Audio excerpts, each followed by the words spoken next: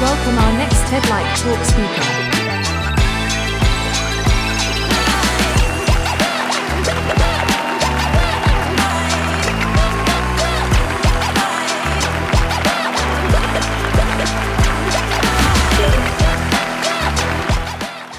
Thanks everybody for coming by after lunch. It's a post-lunch session, I know, but thankfully we are here with some daylight, so it won't make things sleepy as in the other room. So thanks for showing up. The topic, I hope it's going to be interesting for most of you, because experience design is something we've been talking about as a common capability across all the design disciplines, and it's sort of is the mature part of the practice. But how do we use experience design as a strategic capability? So I'm going to share with you some examples. So the structure of my presentation is going to be sharing my learnings, some of the key gaps that I've identified in the industry between the demand side, which is changing quite rapidly, and the supply side, which is the design community, design education institutes and design industry, whether that gap can be filled and how we can fill it through a framework that I'm going to introduce. So that's broadly the structure of my presentation. Phillips, why I say that? Because I spent more than 22 years in the company across 4 different locations. And what I'm going to say today is based on a body of work which is represented here on this slide. You can see examples from product design to environment design to consulting, as well as integration of technology into physical spaces. So I've been fortunate enough to do this over 4 continents, from US to Europe. My recent experience has been in Singapore for the last 8 years, and now I'm here. I've been fortunate that my projects have been implemented in more than 17 countries. So that also means there's an exposure to different cultures and different sort of interactions from the leaders of all these countries. So if you are a designer wanting to connect with the marketplace or connect to the audience, you may have a customer, your customer may have a customer, and their customers may have the ultimate users. So it's a range of layers of your audiences that you need to experience to really understand how your creation reaches out to the end users. So that's a little bit of that. I'm going to focus on 3 of these projects as representative, and all of them happen to be in Asia, so that also sort of helps. First interesting project that we did a few years ago was in Laos, now one of the least developed countries in Asia, with very little medical design or very little availability of medical technologies. And this was just after the pandemic broke, where the country like Laos had already a demand for new technologies, and there was no supply as such. Companies like my company was not really interested because it's a small market and you cannot really serve it. But we as a design team took the initiative and said, okay, let's do something about it. Let's rethink the whole idea of building hospitals or supplying technology. So we decided to put it in a box. So this is what we did. We actually sourced CT scanners from one country. We created we took a shipping container because there was an excess shipping containers in those days because the world had stopped trading, right? So we put these 2 things together, and this is how it became. What happened then is, it was responding to a need of the hour, but we made sure that the product design, the attention paid to the detail, everything comes together as one thing. So you will see product, you will see technology, you will see physical space. There's a whole workflow understanding that goes into this. And you really start to productize physical spaces. So that was our first attempt to ship out something that is not there. Now, if you see the customer, they're happy, obviously, because they got something that they had never imagined. But within the company, you don't have much support because this is a new thing, there's no market, you can't scale it. So it's up to the design team to really go end to end. It's a concept, it's the creation, it's the fabrication, it's the installation, it's the hand-holding of everything in the middle. And that's how you expand the demand for design, or the role of design, which is not just conceptualizing, but really going end to end. So this is the first example where I'm showing how the demand for design is becoming more end to end. The second example is from Singapore, and this is really interesting because this is a governmental initiative to look at the healthcare landscape within the country. And Singapore has as a way to engage designers through even in the governmental activities. So what we did was we looked at the problem statement was about nursing homes, the nursing home care in Singapore, and giving them a nationwide structure and a workflow. The problem statement was obviously because of population getting aged, care becoming more complex, the manpower is too short, etc. So what we did was we actually spent hours in understanding this landscape, really design teams spending days and nights in nursing homes of Singapore trying to absorb the physical context. Context is becoming extremely important going forwards. Every designer will be quite well equipped when it comes to data, but it's the immersion into the real context of the problem makes you a better designer, more empathetic, and your solutions are going to be much, much more relevant to the audience. So we did this classic way, 2,000 man-hours and 62 interviews conducted all through the COVID times. More importantly, what we learned is that as the problem statements become more complex, your engagement with your clients should become more frequent and deep. And that's the representation here. We invited end users, the doctors, the nurses, the ground staff, the janitors, all the way to the CEOs of these hospitals to come and participate in the creative process. Not easy at all, because you're dealing with non-designers, getting them involved into the design process. But then again, wearing your design hat, you invent things, you create new tools, you create movements like this where you can really make them part of the solution. So our recommendation was twofold. One was to meet the brief. We had won the design tender, so we are meeting a brief. The box is ticked. But as a responsible design team, you want to do more. You can see the future of what you're proposing. And therefore, we went one step further and also proposed a disruptive innovation, where we said that it's not enough to change technology or adopt new processes. It's about rethinking the complete model of care in Singapore. So we took that decision and proposed a solution narrative that went all the way up into the healthcare ministry. So now we are sort of hoping that they absorb it and they do something with it at a strategic level. So the demand is how much you can stretch it. It's about the complexity that is put forward, and as a designer or as a design team, you can go one step further and elaborate further on the future of your solution, and that's what we did here. The third and the last example is from China, which is a project that I'm working on as of now. It started last year. It's a greenfield hospital design project, but this is a unique problem because the hospital in China, they're building a brand new cardiology center, 500-bed hospital for heart patients, which is quite unique. And obviously, they employed multiple design agencies. They employed architects, they employed landscape designers, they employed interior designers.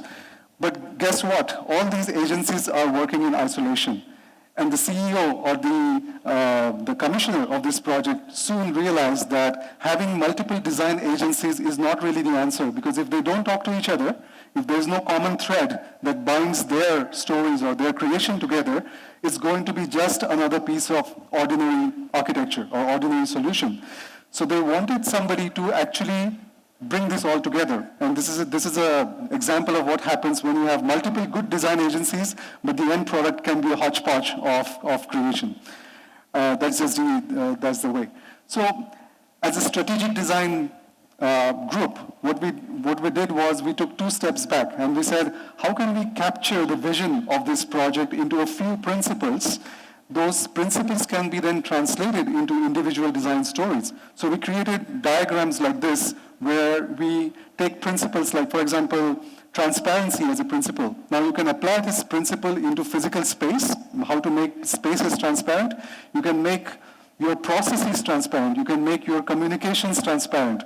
And we gave these principles to the CEO and said, now you go and brief your agencies to follow these principles.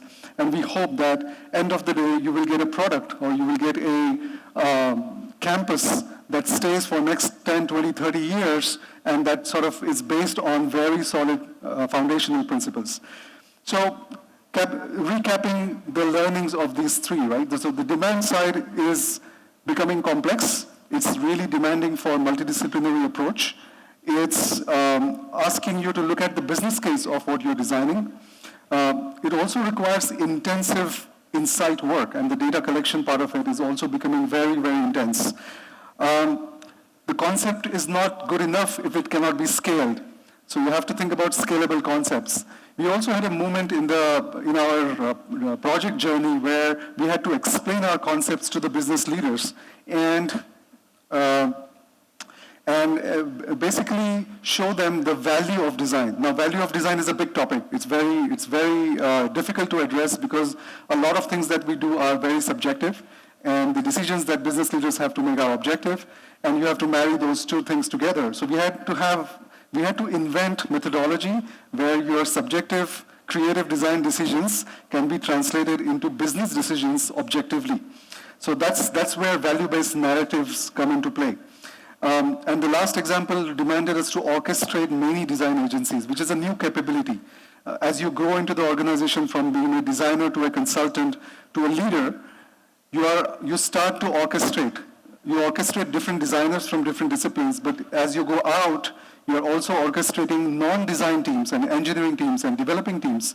So that orchestration is a very good capability to have going forwards. Now the question is the design community ready for this new reality?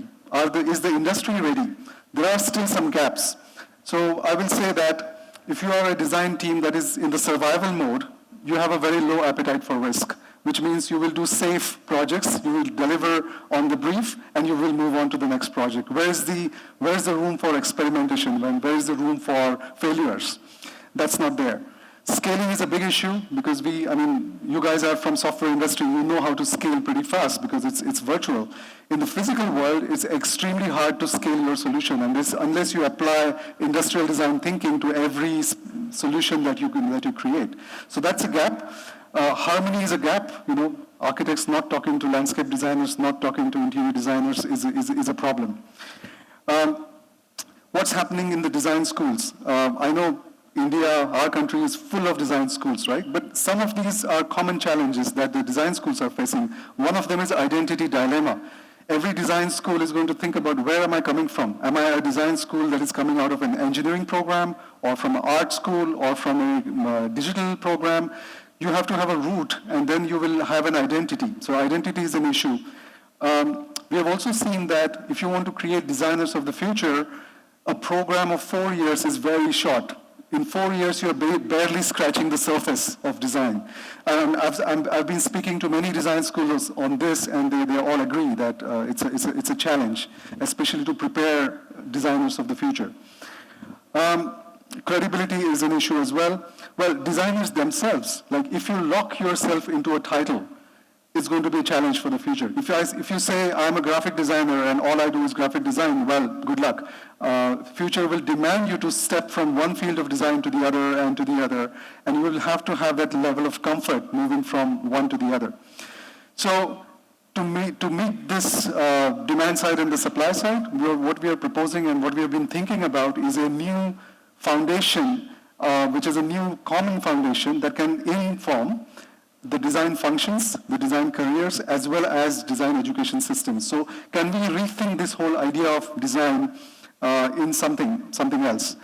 For a want of better name, I'm just calling it strategic experience design because it has an element of strategy, it has an element of experience, and design has been our background. So putting this all together, can we look at a framework that allows us to really connect with the three aspects of design. One is the emotional aspect or the creative aspect that we all come to design program for. The other aspect is the intellectual or the mental aspect. And the third aspect is action. A lot of designers and design teams stay on the creative side and the intellectual side, but if there's no action, then there's no value created. So can we look at a model where we make it purpose-driven, so as opposed to project-driven? Can we look at something that is omni-creative, so not just creative in the sense of your specialty, but an omni-creation, multi-specialty? And can we look at something that has systematic or systemic element into it? So if we look at these three as foundations of a new design profession or new design education, it can give us a lot of substance and a lot of power going into the future. And if we just add to this, in terms of what does it mean? So if you look at purpose-driven design, it's really about addressing complex challenges. The future is about not designing a logo, not designing a piece of car, a piece of automobile. It's about solving complex challenges for your customers. So that's going to be a big shift. To be able to reciprocate your business strategy is very important part of this. Now, creativity has a lot to do with empathy, and it has to do with understanding the vibe of your audience. But it also has to do with building a culture of possibilities. Because if you're a design house within the company, you are really a powerhouse of creation and possibilities, right? That has to be maintained going forwards. And very important that everything that we do and propose has to have an ecosystem thinking behind it, whether it's physical infrastructure, whether it is digital infrastructure. Every designer will have to think in terms of total ecosystem and not one or two touch points. That is very important. Last but not the least, balancing the scale of your solution with ecology and the impact that you're going to create on the planet. Now, I know this point comes always in the end, but more and more companies are putting this point as the first point, as a priority point. So a design educator or a design team has to look at the ecology and the impact on planet very, very seriously going forwards. You can name it. So in your mix, if you're putting a design team together or design capability together in the company, each of these capabilities is represented by one title, if you want to give a title. You have a researcher, you have a design partner, you have consultants, or you have a sustainability champ, creative leads, etc.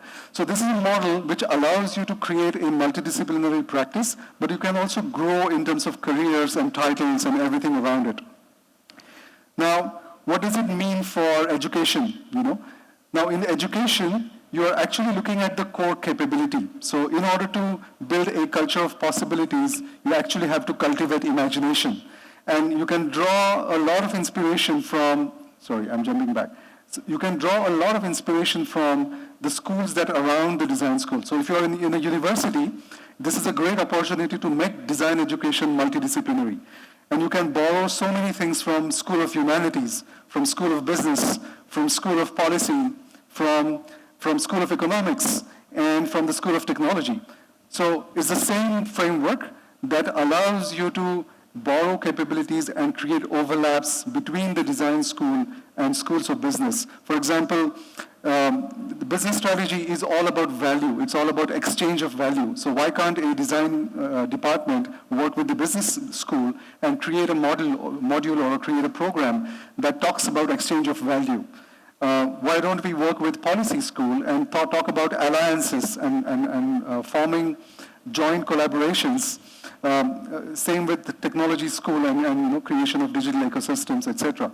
So this model allows you to overlap and create that interdisciplinary solutioning. So what does it mean in terms of a design career? And this is my last slide. So what does it mean in terms of a design career? In past, you had a singular career. I'm an architect, I'm an industrial designer, I'm a graphic designer, and that's what I do. I can get better and better, or I can become senior and senior in the same field.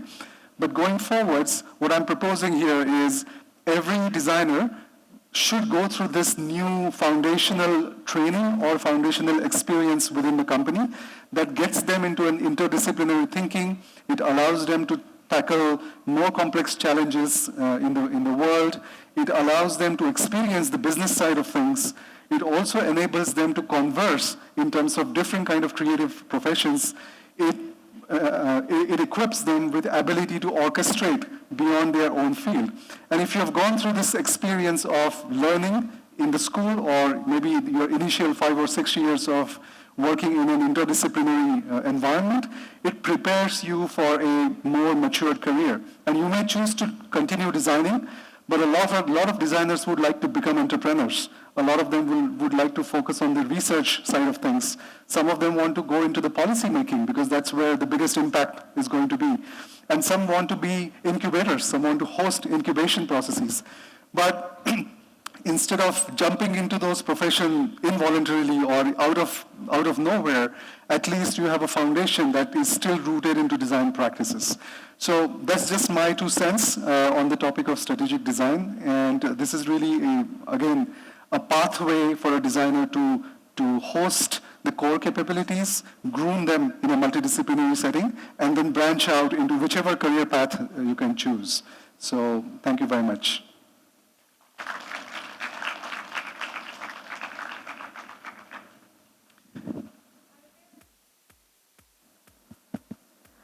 Hello, yes. Are there any questions you would like to ask? Yes.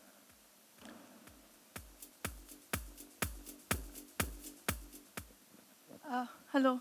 Hello. So I thoroughly enjoyed the talk that you made. Actually, I'm an architect, and I can't say that I've shifted into UX, more like a transition into it, I suppose. I found that shipping container with the MRI machine very interesting. Maybe it's going into too much detail about the project, but when you looked at the shipping container, did you think of it as a temporary setup or a permanent one? It was a semi-temporary setup. So the idea was that you serve a market that has a need, and as soon as they get a more permanent setup, you move on to the next market. So the same shipping container can be further transported into another region. It can be refurbished. So it's a mobile solution, actually. Okay, but the MRI machine itself is permanent, so... No, it's part of the box. So the whole box gets shipped. Oh, it's still inside the Yes. box. Okay, very interesting. Yeah. Thank you. We'll take another question. Another question? One. Oh, God. Sorry for that. One last question. Yeah, hi. This is Rita here from Accenture. I do have 2 questions. One probably is short, second would be a little lengthy. So I would need your help to kind of define strategic capabilities in single word, probably. And second question that I do have is probably I do lead a team, right? So I do face a challenge in probably grooming or training the designers who are hardcore designers, UX designers or UI designers, how to train them to think beyond design, right? To think towards the strategy more than just the design or the UX resource that they are doing. So that's the biggest challenge that me and my team are basically facing, not only me, beyond, I think maximum of them would be facing. So I need little bit your guidance over there. Yeah, that's a great question because it's not an easy switch. Strategy is a big word. A lot of designers will stay away from it because they might perceive it as something for business, not for me kind of a thing. But it's about, if you're a leader, it's about creating those conversations and opening up the principles of why you are doing what you're doing. So if you have provided a design brief to a designer, it's your job to explain the rationale behind that design problem itself and make the space for the designer to even question the rationale and help them understand what's behind the problem statement. You know the 5 why methodology, right? So if you ask those 5 whys together with the designer, I think you will start to create a culture of understanding the problem statement in a much more visionary way or a strategic way without labeling it strategy. And once that happens, your designers are going to be much more matured in thinking, and also that maturity is going to reflect in their design solution. So that's really the core of it. And it's a matter of daily practice. So you don't send designers to a strategy course and expect them to adopt strategic thinking. It's a matter of daily practice. It's a matter of creating a culture of conversations and giving them the space to think beyond their projects. So it's very natural that the designers move from one project to the other and to the other because time is ticking and time is money. But if you're a leader and if you create those spaces where they can also think beyond, I think that's the key. Well, if you want to connect with me, my information is available on the QR code. So thank you very much for listening. Hope you have a great day.